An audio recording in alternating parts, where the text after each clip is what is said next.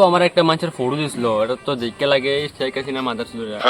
বাংলাদেশে পুরো গন্ডগোল লাগায় আঙ্গুল দেশে আইছে টাকলা সুদা ভাই আমার এটা তো কিছু বুঝে না, এটা না বুঝা লয়া পড়ছে এটারে। এখন কি করবো আমি নিজে জানতেছি না।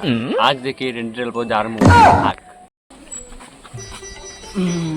चलिए हमको लेके जाना पड़ेगा, अपना भैया खोया है, रूम लेके दिया है हमको। দাদা তোমাকে পাঠাইছিল? हाँ তোমাকে পাঠাইছে? हाँ हमको তুমি তো একটা শালি, কেন নাকি লিখিয়া?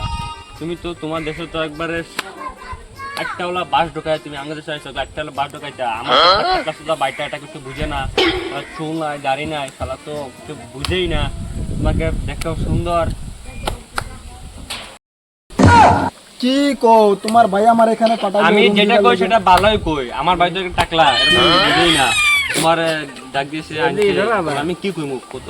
আমার কত জায়গা নাই, এই দেখো আমার একটা ছোট মোটো রুম, আমি একলা থাকি। এখন তোমার লাইম কেমনে থাকবো?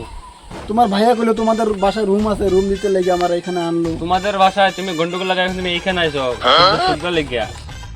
আচ্ছা ওইবো আমি যাই, তোমরা তো আমার টাকা দিলেন, এখন যেন আমার রাত এখানে সেইখানে আমার কাজ।